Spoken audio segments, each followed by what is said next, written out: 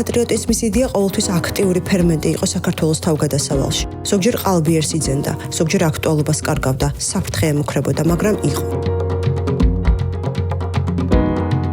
დადასტურებულად არავინ იცის რა განსაზღვროს სამშობლოს სიყვარულს. სისხლიანი ისტორია, წამებული წინაპრების ამბები, ახლო წარსულის დამოუკიდებლობის ქრონიკა, მუსიკალური სასწავლებლიდან კარცერამდე, უახლესი ომის ტკივილი, ბავშვობის მოგონებები, დიდი ოჯახების მოცემულობა, პოეზია, გასტრონომია თუ რაღაც სხვა. იქნება აქედან ერთი, არც ერთი, ან საერთოდაც ყველაფერი ერთად.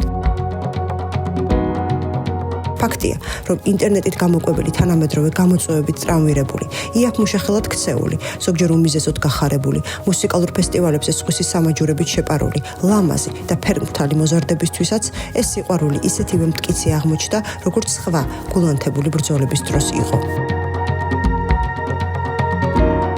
ჩვენი დამოუკიდებლობის ტოლი გამოცდილება, როცა საზოგადოება თავად აგროვებს საჭირო თანხას, ონკოპაციენტებისთვის, უსახკაროდ დარჩენილებისთვის, მოსავალ განადგურებული მოხუცისთვის, უკრაინელებისთვის, საზოგადოება, რომელიც მისთვის უცნობ მოზარდებს ინტერნეტს უზიარებს, საკუთარი შვილის გამონაცვალ ტანისამოს სხვა სუნაწილებს და მეზობლის ბავშვს ინგლისურში უფასოდ ამეცადინებს, საზოგადოება, რომელიც ერთ შემთხვევაში შვილის მონატრებას და პირიქით დედის გარეშე ცხოვრებას მიეჩვია, ცხადია, საჭიროების ჟამს თვითორგანიზების საკვირველ უნარს გამოავლენს.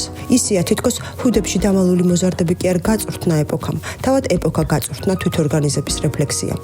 სიცარიელეში ზეიმისთვის მოკაზმულები დღეს ამბობენ, რომ არც ბევრი ფული აქვთ, არც ქონება, რომ დასაკარგი მხოლოდ მომავალია და ამიტომ არ დაიხევენ უკან. ისინი არავის არაფერზე შეთანხმებიან. მოზარდები ყელში სწვდნენ ბედისწერას. მათ სიცოცხლის განაჩენი გამოუტანეს სამშობლოს. ესა მკაფიო და ჭრილობასავით მართალი არა.